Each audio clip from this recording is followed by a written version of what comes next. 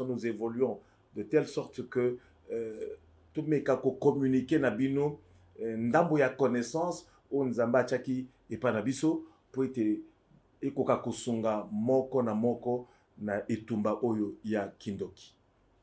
Yango na opesa bino deja mbote lolenge boyambi biso lisusu na bandako na bino pona koyoka eteni oyo.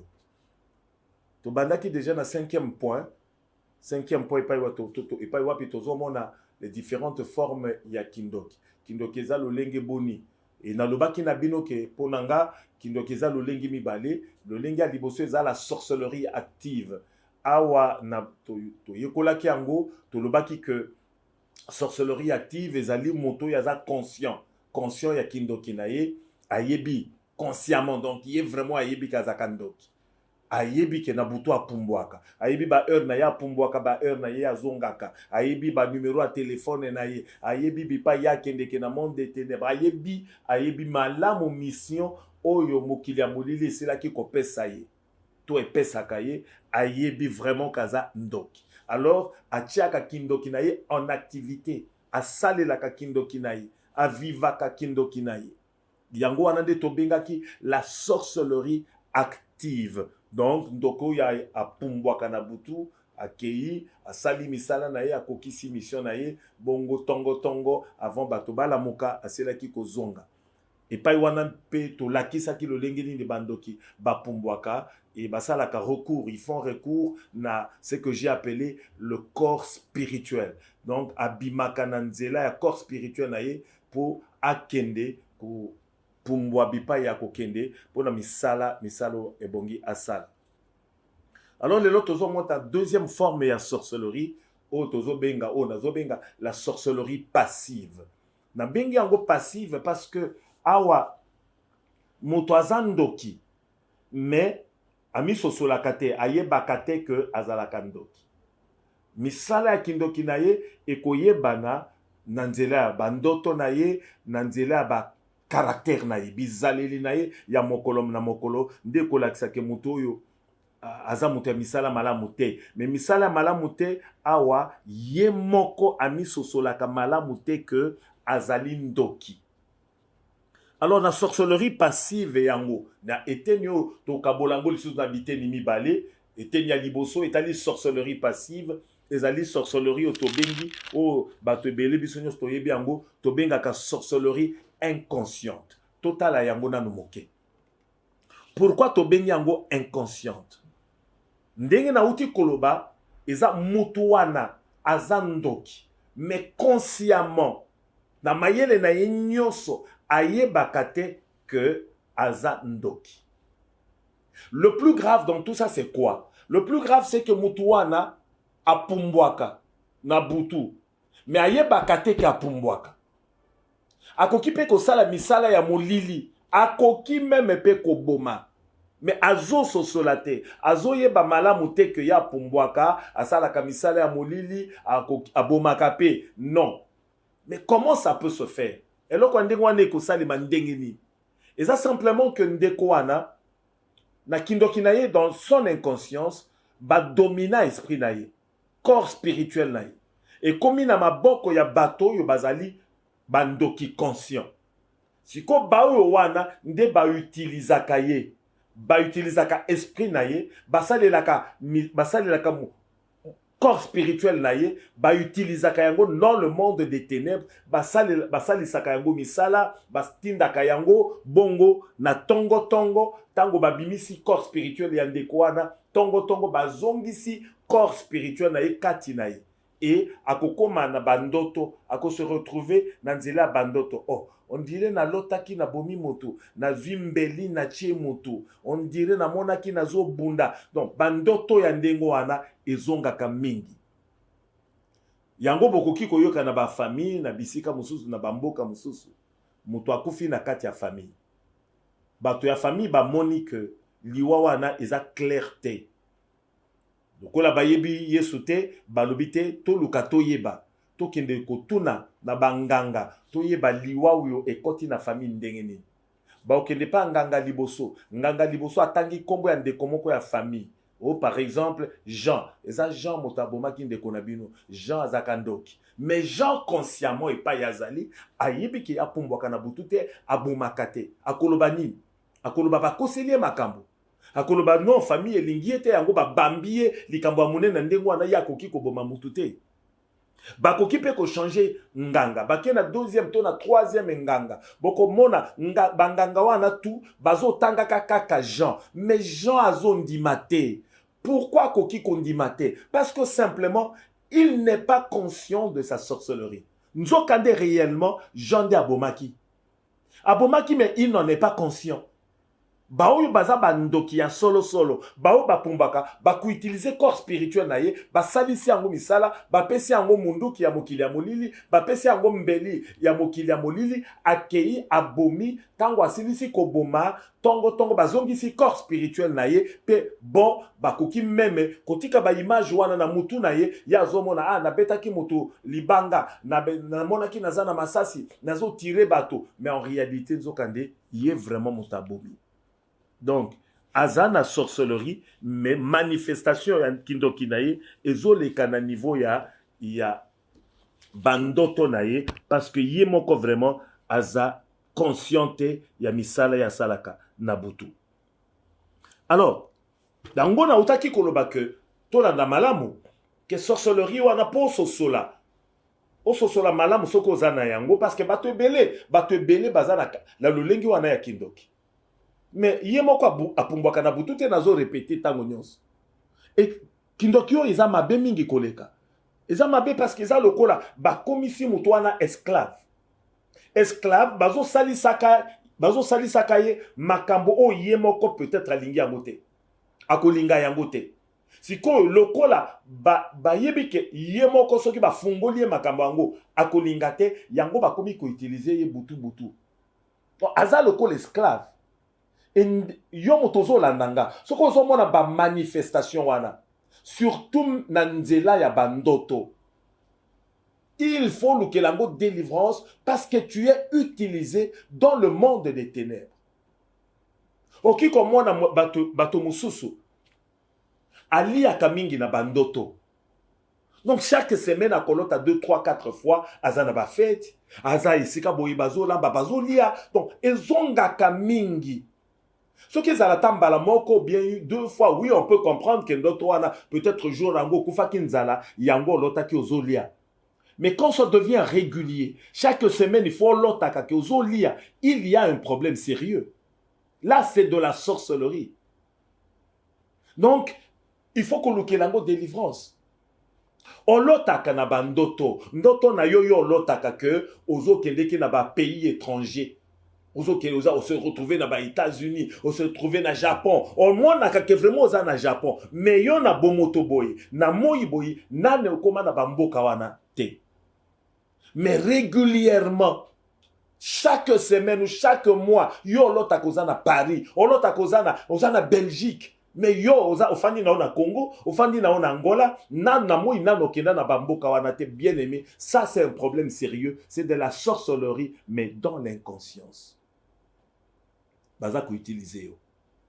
Baoyo balotaka mingi. Ozomona zolota mona mwana mwasi azolota azana zemi régulièrement après chaque 6 mois il faut alota azana zemi na zemi yango babele na ebolimbisa mabele pe zo vimba ndenge basi tango bazaka na zemi ndenge babele na bango evimba. Parfois ezotangisa na miliki ya ba mama wana. Mais ezongaka c'est que réellement, tu es utilisé dans le monde de ténèbres, maman. Ba commission moi si abutu ndoki moko boye, a commission moi si abutu, azo boti sakayo na monde de ténèbres. Yango eza ba maman muso ba monaka. Na bandoto azo memaka ba bébé, azo memaka azo tambolaka na bana mibale misato mine ezongaka tout le temps, soit azana kati andako alambaka, donc azo mona azana ndako lokola ndako alibala. Et pas wapi l'activité na yeza lokola l'activité à moi si yanda kwa libala meza na bandoto ezandoto. Là c'est de la sorcellerie mais bazako utiliser. Alors biloko wana nde yaka mingi.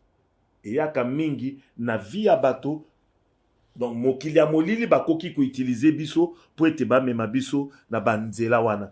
C'est pour cela eza naza ko insister eza extrêmement important moto aluka délivrance ya vinaye par rapport ya makambo yo tozali ko lakisaka bino awa. Donc sorcellerie eza ekokipe kozala dans l'inconscience d'une personne et au motakoye bayango et ko se manifester malamu nanzela ya ba ndoto. Ba mari de nuit, ba femme de nuit, quand ça devient trop régulier, bao babo takana butu, bao basala kamisala ya butu, oui. Il faut en parler également, comme on a vraiment sala kamusala ya butu, kataka bilanga, au lambaka, aux autres travailler quelque part, et chaque butu, t'es bien, chaque deux, trois fois par semaine, on l'autre takando, toi, nous alaka, occupé na musala moko boye, mais na moi boye, aux alaka, na musala te, aux anakatia, pauvreté totale, ce sont des signes qui ne trompent pas, ce sont des signes de la sorcellerie, mais une sorcellerie qui est dans l'inconscience. Donc, conscience nayo, ezoye bateke yoza ndoki, mais basali sakayo, misala wana yamolili. Voilà donc, etenya liboso na mukuse, ya kindoki o ezali sorcellerie inconsciente. Etenya mibale nanzela tozo yeko la sorcellerie passive ezali la sorcellerie dans le sang namakila. Awa na kolinga to tanga muke passage muke za Acte chapitre 7 verset 51. Acte 7 51 et lobi homme au cou raide, bolanda bien. Homme au cou raide, incirconcis de cœur et d'oreille, vous vous opposez toujours au Saint-Esprit. C'est que vos pères ont été, vous l'êtes aussi. C'est que vos pères ont été, vous l'êtes aussi. Lolenge baboti na bino bazalaki, lolenge pe bino bozali. Là, on parle de l'héritage spirituel légué par nos parents, par nos grands-parents. Alors, bien aimé, obotami na papa, na mama, oyaza ndoki. Obotami na famille oyo koko na yo azalaki ndoki. Me yo moko oza ndoki te, opumbwaka na butu te, obomaka na yo te. Omimoni olobi non, oza calme, oza na ona misala ya molili te. Mais awa bazoloba, Bible zoloba, ce que vos pères ont été, vous l'êtes aussi. Ça veut dire, ce qui papa na yo azalaki ndoki, ce qui maman na yo azalaki ndoki. Il y a un héritage négatif, nanzela ya makila, oyo baboti na yo batikela yo. C'est la sorcellerie.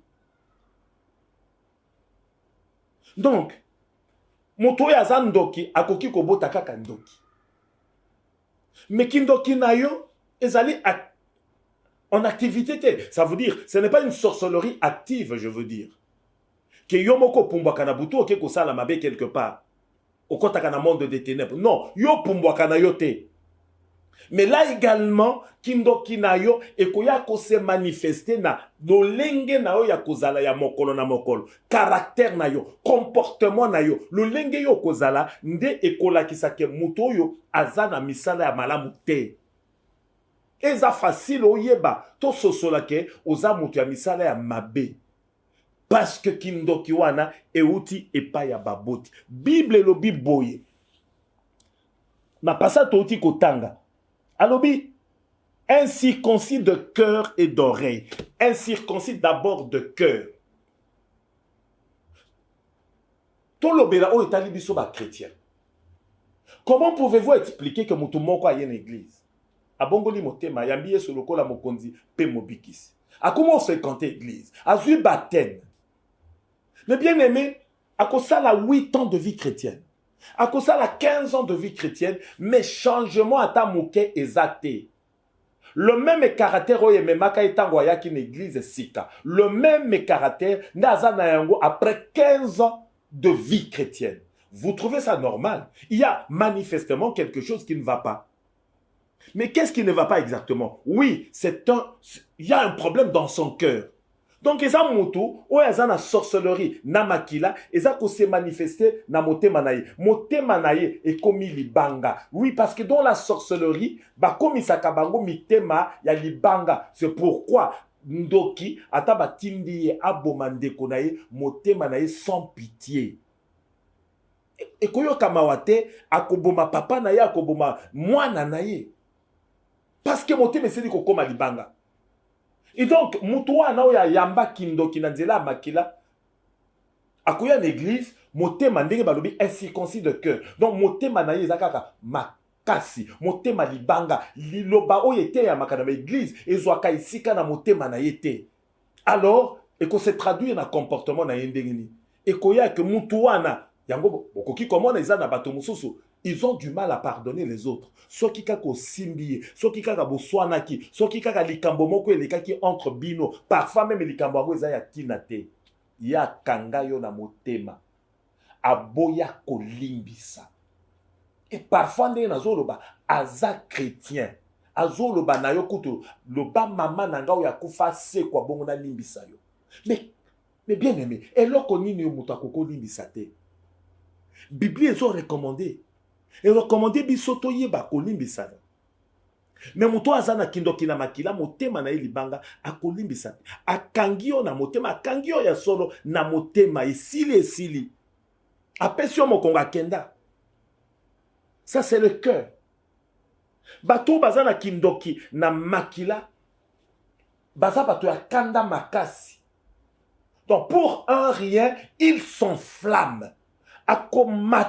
Akomata, bokoki kopekisa ye ndenge nini souvent osoki abandi pe kobunda eza bato mosusu genre ya bato mosusu tango azobunda il faut nano makila etanga po ete motema na ye ekita abundi il faut atangisa makila. C'est de la sorcellerie parce que sorcellerie eyagisaka mingi elukaka mingi makila. Donc lolenge na ye akosala ba sacrifice mais ye moko j'insiste je reviens sur ça, yemoko aza consciente ya misala ya kindoki. Mais kanda makasi alimbisaka difficilement kanda makasi et kanda naye ekoki komema na destruction. Tomona batazo tomboka zwimbele atie mutu. Mais après coup, tango asili ko bebisa akomi azongi sima et c'est bébé. Asa bomi libal et bébé à réagir na ndenge ya mabe. Soki ozana makambo wana mama. Soko za na makambo ana frère ozo yo kanga komela biso to sunga yo parce que eza malamu te eza misala ya satana ekoki ko bebisela yo musala ekoki ko bebisela yo libala ekoki ko bebisela yo ba relation eza na bato ba bebisa ba relation ezaki importante na vie na bango à cause ya ba réaction wana ya ba colère impulsive ça. Ce sont les manifestations de la sorcellerie. Balobinini, motema, libanga, akoki kolimbisa te. Oui, akoki kolimbisa te. Balobini susu. Oreille, litoyi na ye incirconcise. L'oreille est incirconcise. Motema na litoyi incirconcise. Non, mutoaza na kindoki wana na makila, matoyi na ye mangongi ne tolobaka na lingala. Donc, ayokaka conseil te.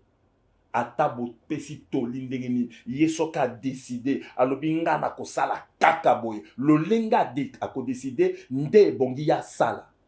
Mais muto wapi bakoki kopesa conseil te. Muto wapi oyo aza normal akoki koyoka toli ya baninga te. Toli yaka pona kosunga mutu. Toli yaka po emema. Soki eza toli ya malamu po emema mutu na nzela ya malamu parce que mutu peut-être azako landa nzela moko ya mabe moninga aza malamu apesi toli ndeko aza malamu apesi toli. Mais eza na genre ya bato mususu alingaka koyoka toli ata mokete o yakani asala yango nde bongi asala. C'est de la sorcellerie. Eza misala kindoki parce que matoi na eza mangongi. Et c'est la même chose na utaki koloba lolenge abato wana bayaka na église ata bote ndenge nini a changer kate parce que maloba e kotaka na lito ye bimi na lito oyo ezwaka pe sika na motema te ne ndenge bayaka na église donc ayaka na église ka formalité à pamba na ken église mais il ne change pas matoi na ye mangongi. C'est ça, ce sont les manifestations de la sorcellerie et batoana. naokende mpona kende kosilisa bato wana oyo baza na kindoki na makila na touti koloba mitema mabanga matoi mangongi. Ce sont des gens qui sont prédisposés ya kolanda misala ya bonganga ya kokota na magie. Ils sont prédisposés. Mitema na bango eza prêt parce que mitema na bango moye fanda liboso ya Yesu Christ eza te baza na kati ya kindoki mais bango moko baza komi sosola te soko oyebisi oza na kindoki ya kotomboka non, il peut pas accepter. Mais c'est de la sorcellerie dans le sang. Makila epai euti epai ya botami origine na ye ya baboti na ye eza koréclame ye eza kotungisa ye po ete areagisaka toujours négativement parce que là mosala ya kindoki tozoloba yango mokolo na mokolo ezaka kaka mpona kobebisa. Kindoki ebongisaka vie ya motu te. Voilà donc na mokuse oyo eza important ya koyeba na motu oyo aza na kindoki na makila eyebanaka na bacomportement na ye eyebanaka na baréaction na ye liboso ya likambo. Donc akoki koyokela motu te akoki kokita te il faut asala oyo posa na ye esengi esala po ete motema na ye ekita. Yango tozokontinue koloba ke eza important tomisosola biso moko tomitala biso moko to se juger biso moko à la lumière de la parole de Dieu soki epai ekosenga intervention ya losambo mpona délivrance ya moko oyo azoyokanga lelo. Tozali disposé ya kosunga bato, toza disposé ya prier avec vous pour essayer de délivrer des personnes qui sont encore retenues dans la captivité du diable par le moyen de la sorcellerie. Tokoki kosunga. Ba contact na biso ekozala affiché. Ezala numéro ya téléphone ya WhatsApp soko za na mboka mopaya biso toza na Angola. Bokoki kobenga biso na ba numéro na biso ya WhatsApp. Soki ezali kokomela biso bokomona contact na biso ya page na biso ya Facebook. Écrivez-nous, ne vous retenez pas. Quand vous vous retrouvez dans quelque chose que nous avons dit ici, écrivez-nous, nous allons vous aider autant que faire se peut parce que c'est là notre mission. Voilà donc ce que j'ai voulu vous transmettre aujourd'hui en ce qui concerne la sorcellerie passive, c'est-à-dire la sorcellerie inconsciente et la sorcellerie dans les sangs. Et ce sont des genres de sorcellerie où ils ont accompagné bato et belé et vina bango ezo bebaka à cause ya biloko wana et ezako se manifester na bandoto bakoko kanisa keza ndoto ya pamba nzokande eza lolenge ya kindoki où ezali ko salema de manière passive. Que le Dieu Tout-Puissant vous accorde sa grâce, qu'il vous éclaire davantage au travers de ses enseignements, qu'il vous donne de la multiplication de ses faveurs afin que le nom de Jésus-Christ soit toujours élevé, que la paix du Seigneur s'installe définitivement dans vos maisons et que la gloire vous accompagne partout dans le nom de notre Seigneur Jésus-Christ. Je vous donne rendez-vous dans le prochain enseignement. Que Dieu vous bénisse.